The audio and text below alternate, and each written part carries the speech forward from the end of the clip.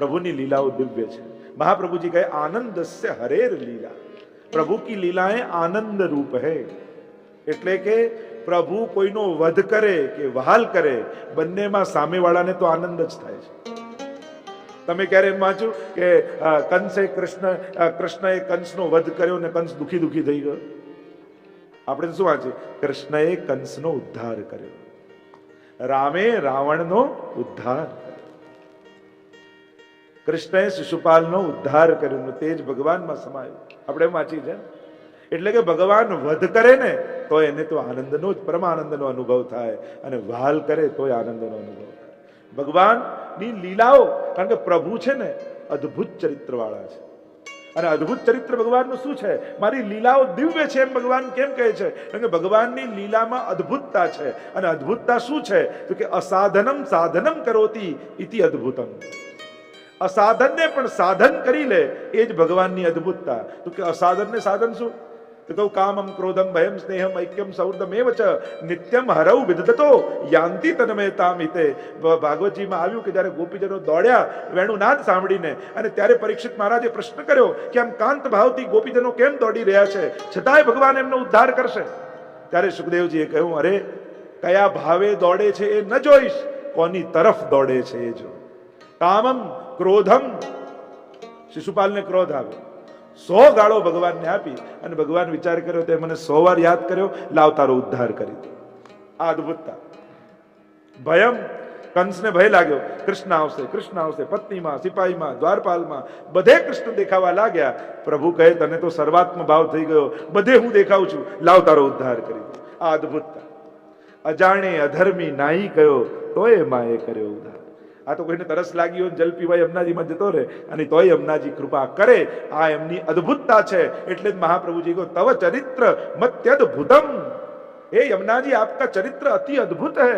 ઠાકોરજીનું ચરિત્ર અતિ અદ્ભુત છે, જીવે વિચાર્યું ન હોય, અને પ્રભુ એને સાધન માનીને એનો ઉદ્ધાર કરી દે। એવી દિવ્ય ચરિત્ર વાળા, આવી દિવ્ય લીલા, જન્મ કર્મ ચમે દિવ્યમ। હું લૌકિક નથી એમ ભગવાન કહે છે। और वही बात महाप्रभु जी ने भी कही, मनुते नैव लौकिकम। हमारे ठाकुर जी लौकिक नहीं है, लौकिक जानता नहीं, लौकिक सांभळता नहीं, लौकिक समझता नहीं, ये तो परम अलौकिक है। एम महाप्रभु जी आज्ञा करे छे अंतःकरण प्रबोधमां, मनुते नैव लौकिकम। प्रभु लौकिक नहीं, અને એટલા માટે લૌકિક રીતે પ્રભુને રીઝવવાનો પ્રયાસ નહીં કરો, લૌકિક રીતે પ્રભુને સમજાવવાનો પ્રયાસ નહીં કરો। લૌકિક એટલે શું? વ્યવહાર। મેં આટલું આમ કર્યું તો તમે આમ કરો, મેં આટલું કર્યું તોય તમે આમ ના કર્યું।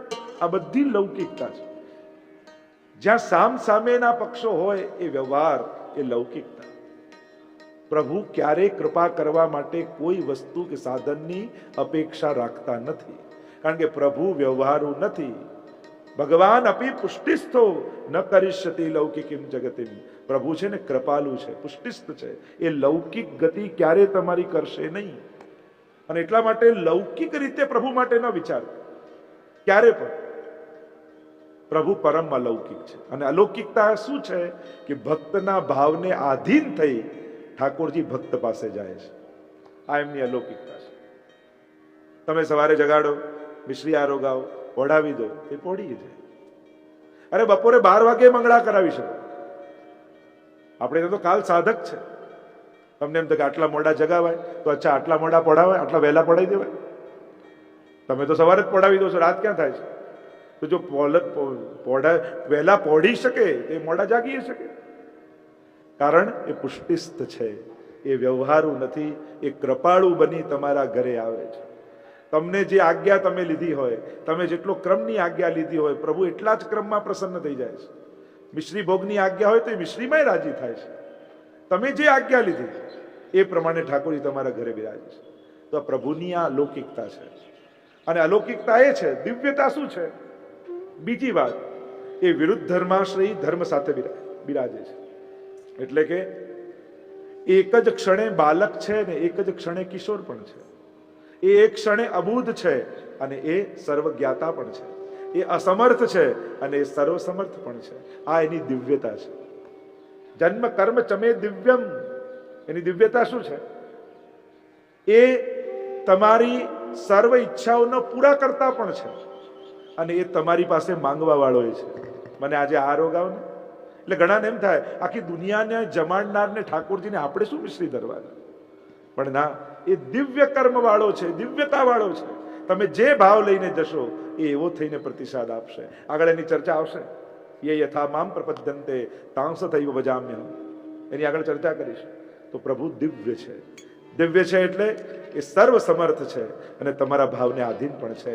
એમ કહેતા પ્રભુએ કહ્યું, જન્મ કર્મ ચમે દિવ્યમ ઇવમ યો વેત્તિ તત્વતઃ ત્યક્ત્વા દેહ પુનર્જન્મ નેતિ મામેતિ સોર્જુન. અને જે આ મારી દિવ્યતાને જાણી જાય છે એને જન્મ મરણના ચક્કરમાંથી છૂટી જાય છે. એને વારે ઘડીએ જન્મ મૃત્યુના ચક્કરમાં પડવું નથી પડતું. જેના રાગ દ્વેષ ક્રોધ, કારણ કે જીવનમાં જ્યારે ભક્તિ જાગે ને પ્રભુની, યા પ્રભુનું જ્ઞાન થઈ જાય ને જેને, પછી એને આ દોષો કાઢવા નથી પડતા, એ આપમેળે ખરી પડતા હોય છે. જેનું હૃદય ભાવથી ભરાઈ ગયું હોય એના મનમાં, એના હૃદયમાં બીજું કંઈ રહેવાની જગ્યા જ ન હોય. અને જ્યારે પ્રેમ પ્રકાશિત થાય જેના હૃદયમાં, ભગવદ અનન્ય શરણાગતિ સિદ્ધ થાય, પછી રાગ દ્વેષ ક્રોધ એના મનમાં રહી શકતા નથી. અને જેના હૃદયમાં રાગ દ્વેષ ક્રોધ રહે છે ત્યાં પરમાત્મા ન રહી શકે. મહાપ્રભુજીએ કહ્યું, વિષયાક્રાંત દેહાનામ નાવેશ સર્વથા હરે. જેમ બળતા ઘરમાં કોઈ રહી ન શકે, એમ જેનું હૃદય વિષયોથી બળતું હોય તો એમાં પણ પરમાત્મા રહી શકતા નથી. અને એટલા માટે પ્રભુને પધરાવવા માટે, કારણ કે પ્રભુ પધારે ને તો સૌથી પહેલા ભક્તના હૃદયમાં પધારે છે. તમારા હૃદયમાં આવીને ઠાકોરજી તમને પ્રેરણા આપે કે હવે મારી સેવા કર. કારણ કે જ્યાં સુધી હૃદયમાં ના આવ્યા હોય ને ત્યાં સુધી સેવામાં આનંદ ના આવે, પ્રેરણા જ ન થાય કે ઠાકોરજીની સેવા કરું, ભક્તિ કરું, માળા કરું. સૌથી પહેલા ઠાકોરજી ભક્તોના હૃદયમાં આવે છે. અને હૃદયમાં આવી અને ભક્તના હૃદયમાં એ ભાવ જગાવે, હવે તું મારી પાસે આવ, મારું નામ લે. તમને ભગવત ભાવ જાગવા માંડે, ભગવત સેવામાં રુચિ થવા લાગે. ત્યારે માનવું કે તમારું હૃદય શુદ્ધ બન્યું છે ને ભગવાન આવ્યા છે. ઘણા લોકો કે અમારું દિલ ચોખ્ખું છે, અમારે આ ભક્તિ ને સેવા અને આ બધું કરવાની શું જરૂર, અમે કોઈનું દિલ દુખાવતા નથી, અમે કંઈ ખોટું નથી કરતા, અમારે આ બધું કરવાની કઈ જરૂર. એમ કરીને બધા પોતે જ પોતાના ચુકાદા આપી દે. હવે તારું દિલ ચોખ્ખું છે તું કે છે, પાડોશીને પૂછ તો ખબર પડે. આ તો આપણે આપણા ચુકાદા આપી દઈએ. પણ હું તો એટલું જ કહું, હજી તને ભગવાન પાસે જવાની ઈચ્છા નથી થતી, એ જ બતાવે છે કે હજી તારું દિલ પવિત્ર નથી થયું. કારણ કે દિલ પવિત્ર થઈ જાય, હૃદય શુદ્ધ થઈ જાય, એ જીવ ભગવાનથી દૂર રહી જ ન શકે. હજી પ્રભુ નિકટ જવાની ઈચ્છા નથી થતી, એ જ પ્રમાણ આપે છે કે હજી દિલમાં ક્યાં કલ્મશ છે. કારણ કે અંતઃકરણ જેનું શુદ્ધ થાય ને એમાં ભગવાન પ્રકાશાય વગર રહે જ નહીં. પ્રભુ પ્રકાશિત થાય જ એના હૃદય, એને પ્રભુથી દૂર રહેવાનું એની ઈચ્છા જ ન થાય. સહજ ભક્તિનો ઉદ્ઘાટન હૃદયમાં થઈ જાય. પ્રભુ કે અનેક જીવો આ રીતે મને પામી ચૂક્યા છે, એમના હૃદયમાંથી આ બધું જતું રહ્યું છે. અને એટલા માટે દોષો છોડવાની મહેનત ન કરો. આમ ધ્યાન કરીને ક્રોધ કાઢો, લોભ કાઢો, દ્વેષ કાઢો, કારણ કે જેને યાદ કરો એ નીકળે જ ક્યાંથી. જ્યાં સુધી ક્રોધને યાદ કરો છો કે આને કાઢવો છે, ત્યાં સુધી એ જવાનો જ નથી. આ બધાને તો ભૂલાઈ જવા જોઈએ. એટલે કે આ રાગ દ્વેષ ક્રોધ ભય, પ્રભુની ભક્તિમાં એવા લાગી જાઓ કે આ બધું યાદ જ ના આવે. અને એકવાર ભાવ જાગે ને પછી આ બધું જેમ પગમાં કાંટો હોય ને, પણ ખૂંચતો ના હોય ને તો કાઢીએ નહીં આપણે, ખબર જ ના પડે કે કાંટો છે. પણ ખૂંચવા લાગે તો એ જ દિવસે બેસીને કાઢી લઈએ. એમ ભક્તિ પ્રગટ થાય ને હૃદયમાં, ત્યાં રાગ દ્વેષ ભય બધું ખૂંચવા લાગે. અને ખૂંચવા લાગે એટલે માણસ એ જ ક્ષણે બેસીને એને કાઢી નાખે. પછી એમ લાગે કે આ બધું મારી અંદર કેમ છે, એક ભક્તની અંદર. કારણ કે સેવા કરવી એટલે કેવલ જગાડીને ભોગ ધરવા એટલું જ નહીં, પણ એના મનમાં વિચાર આવે કે જે આંખે મારે કાલે ઠાકોરજીના દર્શન કરવાના છે એ આંખે મારાથી પાપ કેમ જોવાય. કાલે આ આંખે મારે દર્શન કરવાના છે, કાલે જે હાથથી મારે લાલનના ચરણસ્પર્શ કરવાના છે એ હાથે પાપ કેમ થાય. જે જીભે કાલે મારે ઠાકોરજીના ગુણગાન કરીને ઠાકોરજીને જગાડવાના છે એ જીભે મારાથી કોઈની નિંદા કેમ થાય. જે પગથી દોડી દોડીને કાલે ઠાકોરજી માટે સેવા કરવાની છે એ પગ ચાલીને એવી જગ્યાએ કેમ જાય કે હું ઠાકોરજીને મોઢું બતાવતા મને શરમ આવે. સેવા કરતો હોય ને એટલે સેવા કરવું એટલે ભોગ ધરવા, જગાડવા, પોઢાવવા જ નહીં, પણ આખા જીવનનું એક ડિસિપ્લિન એને આવી જાય. કારણ એને એક ચિંતા હોય છે, કાલે મારું આ મોઢું મારે ઠાકોરજીને બતાવવાનું છે, તો કયા ચહેરો, કયો મુખ લઈને હું ઠાકોરજી સામે જઈશ, એને એની ચિંતા હોય છે. ભક્તિનું પ્રાગટ્ય હૃદયમાં થાય, આપ મેળે બધું જતું. આગળ પ્રભુ કહે 11મા શ્લોકમાં સમજાવતા કહે કે મારા ચરિત્રને તું જાણ અર્જુન, હું કેવો છું. હે પાર્થ, યે યથા મામ પ્રપદ્યન્તે તાં સદૈવ ભજામ્યહમ. જે પ્રકારે મને ભજે છે હું પણ એને એ રીતે ભજું છું. કારણ કે અનેક અનેક પ્રકૃતિ વાળા લોકો દુનિયામાં છે. બધા એક જ વિચારધારાથી ભગવાનને નથી ભજી શકતા. કારણ કે એની પ્રકૃતિ, એની સમજ, એનો અધિકાર, આ બધું આધાર રાખે છે.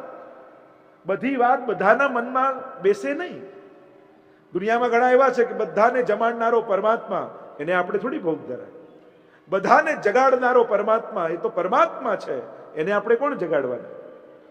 અનેક અનેક માર્ગો છે દુનિયામાં ભગવત પ્રાપ્તિના, અને બધા પોતપોતાના અધિકાર, કક્ષા, ક્યાંય કોઈનો વિરોધ નથી. વૈવિધ્ય છે.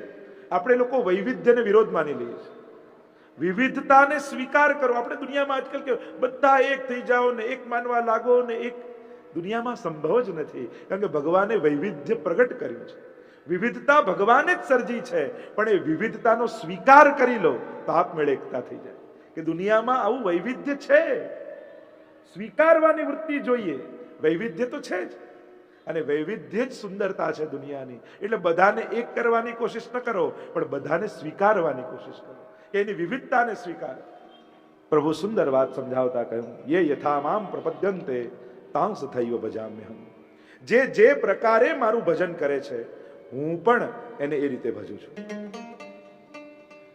એટલે જગતનું જે વૈવિધ્ય છે, જેનો જેવો અધિકાર એવી આસક્તિ, અને ત્યાં ભગવાન એની શ્રદ્ધા દ્રઢ કરે છે. આગળ ગીતાજીમાં આવે છે, યો યો યામ યામ તનુમ ભક્ત શ્રદ્ધયા અર્ચિતુમ ઇચ્છતિ તસ્ય તસ્યામ ચલામ શ્રદ્ધામ તામેવ વિદધામ્યહમ. જેને ભજે છે ત્યાં એની શ્રદ્ધા હું દ્રઢ કરું છું. પણ મારો દેખાય ને તો કહી દઉં, સર્વ ધર્માન પરિત્યજ્ય મામ એકમ શરણમ વ્રજ. તારા માટે તો હું બેઠો છું. પણ જેવો જેનો અધિકાર, એવી એની શ્રદ્ધા, એવી એની આસક્તિ, એના સાધન એવા, એની ભાવના એવી, એની સેવા એવી, એની પૂજા એવી. તો દુનિયાનો એક વર્ગ એવો છે કે જે ભગવાન કણકણમાં છે. એક કોઈ એમ પૂછે કે ભગવાન કેવા? કારણ કે ઘણી વાર આપણે એમ સાંભળીએ કે કણકણમાં એ જ છે. એ તો કણે કણમાં વ્યાપેલું છે, સર્વત્ર એ છે, સર્વદા એ છે. તો આપણને એમ થાય કે એ સાચું. ઘણા એમ કહે છે કે તમારી અંદર ભગવાન છે, તમે પોતે ભગવાનનું સ્વરૂપ છો. એ સાચું. કે મારા ઘરે ઠાકોરજી પુષ્ટાઈને હું બિરાજે છે, સેવા કરું છું, તો મારા ઘરે પ્રભુ બિરાજે છે, એ સાચું? સાચું શું? શાસ્ત્ર કહે, ભગવાન કહે, ત્રણેય સાચું છે. હું કણકણમાં છું, તારી અંદર છું, અને ક્ષર અને અક્ષરથી પર એ પુરુષોત્તમ બની તારા ઘરે સેવા પણ હું સ્વીકાર કરું છું. જેનો જેવો અધિકાર એ પ્રમાણે આસક્તિ. એટલે દુનિયામાં વિવિધ પ્રકારની ભાવનાઓ છે, અને ઠાકોરજી એને એ પ્રકારે જ અનુભવ કરાવે છે. એ જ તમે કૃષ્ણ ચરિત્રમાં જુઓ, તમે વિદુરજીની ભક્તિ જુઓ, તમે પ્રહલાદજીની ભક્તિ જુઓ, તમે નંદ બાબાની ભક્તિ જુઓ, તમે ગોપીજનોની ભક્તિ જુઓ, તમે ઉદ્ધવની ભક્તિ જુઓ, તમે અષ્ટપટરાણીઓની ભક્તિ જુઓ. દરેકની ભક્તિમાં કંઈક કંઈક વૈવિધ્ય, અધિકાર અનુસાર ભાવ દેખાશે. પણ ભગવાન કહે છે તું જેવે ભાવ ભજીશ તો ભગવાન કેવા? આવું કોઈ પ્રશ્ન કરે તો એનો એક જ ઉત્તર થઈ શકે, તારો જેવો ભાવ છે એવા. જાકી રહી ભાવના જૈસી પ્રભુ મુહૂર્ત દેખી તિંતેસી. તારો જો યશોદાનો ભાવ છે તો મને ભૂખ પણ લાગે છે, મને ઊંઘ પણ આવે છે, હું ખેલું પણ છું, હું તારા ખોળે પણ બેસું છું. તું યશોદા બનીને સામે બેસીશ તો હું બાલકૃષ્ણ બનીને તારા બધા મનોરથોને પૂરા કરીશ. તું જો જ્ઞાન માર્ગી ભક્ત બનીને બેસીશ કે હું સર્વત્ર વાપેલો છું, સર્વનું પોષણ કરનારો હું છું, સર્વને જગાડનાર ને સુડાર હું છું, તો હા, હું પણ દ્રષ્ટા બની, સાક્ષી બની, તટસ્થ બની જઈશ, કણ કણમાં વ્યાપી જઈશ. તું કહે કે કર્મ પ્રમાણે હું આત્મા રૂપે તારું કર્મનું નિરીક્ષણ કરનારો છું, તો હું એવો બની જઈશ. અને એટલા માટે જેવો તમારો ભાવ પ્રભુ એવા. એટલે કોઈ એમ કહે કે તમારે ઠાકોરજીને ભોગ ધરવાની જરૂર નહીં, આની જરૂર નહીં, આમ કેમ કરો, આમ કેમ કરો, તો કે આ ગીતાજીમાં ભગવાને કહ્યું છે, યે યથા મામ પ્રપદ્યન્તે તાં સદૈવ ભજામ્યહમ. જે રીતે તમે ભજો છો એ રીતે પ્રભુ અનુભવ કરાવે છે. કારણ કે ભક્તિ માર્ગમાં વિચાર કરીએ કે આપણે તો આપણા અધિકાર અને વિચાર પ્રમાણે ભક્તિ કરીએ, પણ સાચી ભક્તિ કઈ કે જે ભગવાનને સૌથી વધારે ગમી હોય એવી ભક્તિ કરીએ તો પ્રભુને વધારે પ્રિય થાય. તો પ્રભુને સૌથી અધિક કોની ભક્તિ ગમી? તો કહ્યું યથા વ્રજ ગોપિકા નામ. નારદજીએ ભક્તિ સૂત્રમાં કહ્યું જેવી રીતે ગોપીજનોએ ભક્તિ કરી એ ભક્તિ પરમાત્માને પણ શિરમોર લાગી અને એ જ ભક્તિ મહાપ્રભુજી આપણને આપી. સેવા રીત પ્રીત વ્રજજન કી જનહિત જગ પ્રગટાઈ પ્રગટ ભય માર્ગ રીત દિખાઈ. આપણી અષ્ટયામ સેવા, આપણી વર્ષોત્સવની સેવા એટલે શું? ગોપીજનોની ભક્તિ. મહાપ્રભુજી પણ કહ્યું ગોપિકા નામ ગુરુ પ્રોક્તા. આપણા ગુરુ કોણ? તો કે ગોપીજનો. એટલે જેનો જેવો ભાવ પ્રભુ એવા અનુભવ કરાવે. અર્જુન સખા માને તો સખા બની જાય, એ સારથી માને તો સારથી બની જાય, એ ભગવાન માને તો ભગવાન બની જાય, એ ગુરુ માને તો ગુરુ બનીને જવાબ આપે. જેવો ભાવથી પ્રશ્ન એવા ભાવનો ઉત્તર ભગવાન આપે છે. ભગવાન કહે જેવા ભાવે ભજીશ એવો થઈને અનુભવ કરાવીશ. અને એટલે જેવો જેવો અધિકાર એવી એવી સાધના દુનિયા કરે છે. ખોટું કોઈ નથી, એનો અધિકાર એવો છે. અને જેવો અધિકાર એવી પ્રાપ્તિ. કારણ કે જેવું પાત્ર, ભગવાન તો રસો વૈસા છે અને રસનો સ્વભાવ કેવો હોય? જેવું પાત્રમાં લો ને એવું થઈ જાય. પાણીને તમે પવાલામાં મૂકો તો પવાલા જેવું થઈ જાય, વાટકીમાં મૂકો તો વાટકી જેવું, થાળીમાં મૂકો તો થાળી જેવું. એમાં રસને કોઈ પક્ષપાત નથી. જેવું પાત્ર લઈને તમે બેઠા હો રસ એવો દેખાવા લાગે. ઈશ્વર પણ રસો વૈસા છે. એટલે જેવા ભાવ સાથે જેને જે ભાવે બોલાયા એ પ્રગટ થઈ ગયા. કોઈએ થાંભલામાં પ્રહલાદે ભાવ રાખ્યો, હા આમાંય મારો ભગવાન, નરસિંહ બનીને પ્રગટ થયા. કોઈએ ભાવ રાખ્યો એ વરહા બન્યા, કોઈએ ભાવ રાખ્યો એ હરિ બન્યા. અનેક અનેક અવતારો, જેવા જેવા ભક્તોના ભાવ. ભગવાન કે તું મને જે રીતે ભજે એ રીતે હું બનીને આવું. તું એમ વિચાર કરે કે બધાને ખવડાવનારો, બધાને જમાડનારો, તો હું એવો બની જાઉં. તને એવો ભાવ આવે કે હું એને કંઈ લેવડાવું તો મને ભૂખે લાગે. બસ તારા ખોળાને યશોદાનો ખોળો બનાવ, પછી હું ને તું દૂર નથી. મારે સિંહાસનમાં બેસવામાં મને જરાય રસ નથી. હું તો કૂદકો મારીને તારા ખોળામાં ચડી જાઉં. તારી ગોદને તો યશોદાની બનાવ. શેષ મહેશ ગણેશ દિનેશ દુરેશ ધાઈ નિરંતર ધ્યાવે, જાહી અનાદિ અખંડ અનંત છેદ અભેદ સુભેદ બતાવે. નારદ સે સુખ જાહી રટે પછી હારી તુઈ પુઈ પાર ન પાવે. તાહી અહિર કી છોહરિયા છછિયા ભર છાછ પે નાચ નચાવે. એ ત્રિલોકના નાથને એક ચુલ્લુ ભર છાછ માટે ગોપીઓ એના આંગણામાં નચાવે છે. કેમ? યે યથા મામ પ્રપદ્યંતે તાંસ તૈવ ભજામ્યહમ. ઉસ ગોપી કા ભાવ है, मैं साधनों के लिए नहीं नाचता, मैं छाछ के लिए नहीं नाचता, पर छाछ जिस हाथ में है उस हाथों के लिए नाचता हूं, उन भावों के लिए नाचता हूं. આવો હું છું. પરમાત્માએ પોતાને કેવો સરળ કરી દીધો, કેવો સહજ બનાવી દીધો. તું જેવો ભાવ રાખીને બેસ, હું એવો થઈ જાઉં. એટલે કેવલ પ્રેમ જ નહીં, કોઈ ભયથી ભજે તો એના ભયને પૂરો કરું, કોઈ કામથી ભજે તો એના કામને પૂરો કરું, કોઈ ક્રોધથી ભજે તો એના ક્રોધને પૂર્ણ કરું. કામમ ક્રોધમ ભયમ સ્નેહમ ઐક્યમ સૌર્ધમેવ ચ નિત્યમ હરૌ વિદતો યાંતિ તન્મયતામ હિતે. જે ભાવે મને ભજે હું પણ એને એ રીતે ભજું છું. એમ કહેતા પ્રભુ આગળ 13મા શ્લોકમાં સુંદર વાત સમજાવતા કહે, ચાતુર વર્ણે મયા સૃષ્ટમ ગુણ કર્મ વિભાગ સહ. આ ચારે વર્ણોને મેં રચ્યા છે ગુણ કર્મના વ્યવસ્થાથી, વિભાગથી. એના ગુણ અને એના કર્મ. પ્રકૃતિ પ્રમાણે કર્મમાં આસક્તિ થાય અને એટલા માટે આખી દુનિયામાં આ ચાર વર્ણ પ્રધાન છે. આપણે જેને ભાગલા માનીએ છીએ એ ભાગલા નથી, એ વિભાગ રૂપ વ્યવસ્થા છે. દુનિયાના દરેક સમાજને આ ચાર વર્ગ જોઈએ છે, બ્રાહ્મણ ક્ષત્રિય વૈશ્ય અને શૂદ્ર. આ ચાર વર્ગથી જ આખી દુનિયાની વ્યવસ્થા ચાલે છે. પછી ધીમે ધીમે જતા લોકો એ પ્રમાણે ઘણા દૂષણો પણ આવ્યા, ભાગલાઓ આવ્યા, બંધન આવ્યા, એ જુદી વાત. ભગવાન એની વાત નથી કરતા. ભગવાન ભાગલાઓની નહીં, ભગવાન વ્યવસ્થાઓની વાત કરે છે. જેમ યુનિવર્સિટીમાં વિભાગ હોય ને, આ સાયન્સનો વિભાગ, આ આર્ટ્સનો વિભાગ, આ કોમર્સનો વિભાગ, એ યુનિવર્સિટીના ભાગલા ન કહેવાય, એ યુનિવર્સિટીની વ્યવસ્થા કહેવાય. વિભાગ અને ભાગ આ બંનેમાં ફરક છે. વિભાગ વ્યવસ્થાઓને કારણે હોય છે અને ભાગલાઓ અજ્ઞાનતાને કારણે છે. આખી દુનિયાને ચલાવવા માટે આ ચાર વર્ણ જોઈએ. દુનિયાના દરેક ક્ષેત્રોમાં, દરેક દેશોને બ્રાહ્મણ પહેલા જોઈએ, ભણાવનારા શિક્ષક અને ભણનારા વિદ્યાર્થી. આ સમાજના પાયા હોય છે.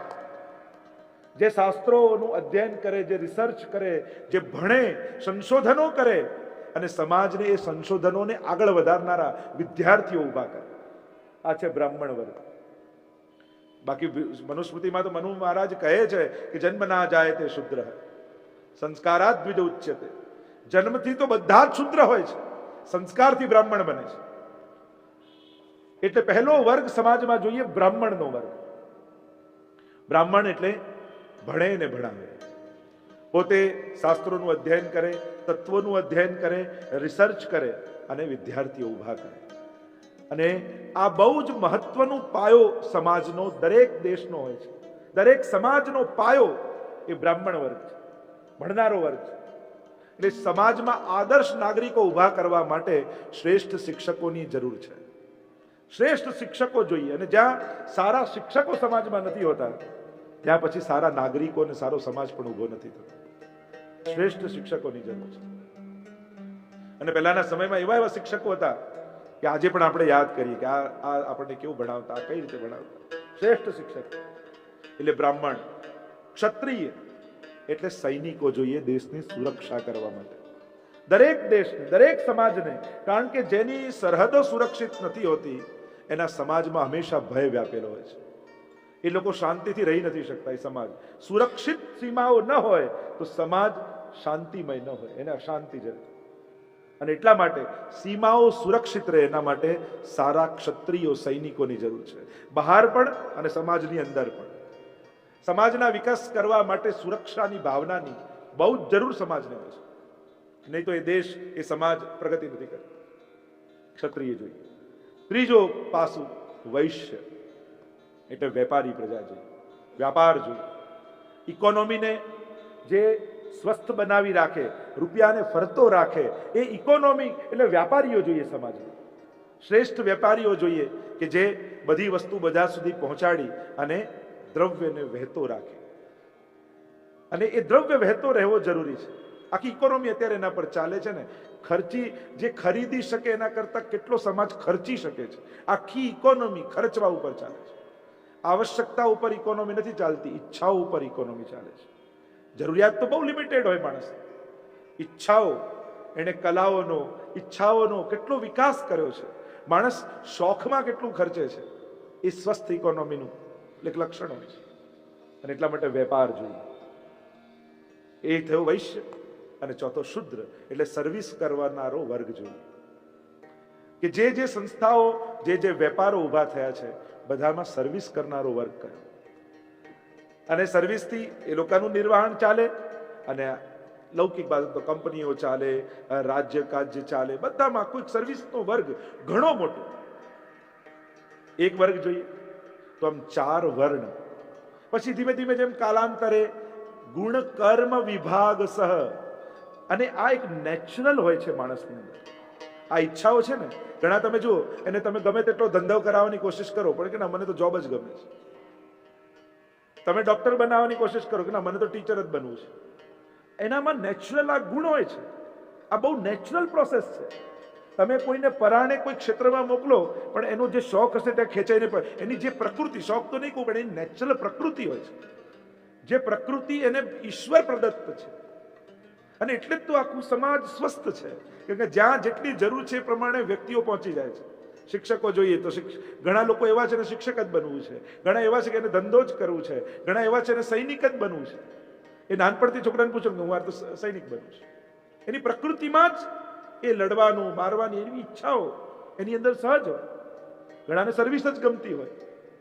તો આ એક બહુ સ્વાભાવિક ઈશ્વર સર્જન છે. અને કેવલ ભારતમાં નહીં, જ્યાં જીવ છે, જ્યાં મનુષ્યો છે, ત્યાં બધે આ 4 પ્રકારની પ્રકૃતિના લોકો છે જ. અને એને કારણે આખા સમાજનું સંચાલન થઈ રહ્યું છે. એને પછી આપણે બહુ નેગેટિવ ઢંગથી લોકોએ પછી બહુ ભાગલા રૂપે, જુદા જુદા રૂપે એનું પછી લોકોએ વિશ્લેષણો કર્યા અને સમાજમાં એક પ્રથા થઈ. પણ મૂળ વાત છે ભગવાને આ ચાતુર વર્ણ મયા સૃષ્ટમ ગુણ કર્મ વિભાગ સહ. ગુણ અને કર્મથી આ જુદા જુદી વ્યવસ્થાઓ ઊભી કરેલી છે. એ ભગવાન દ્વારા સર્જિત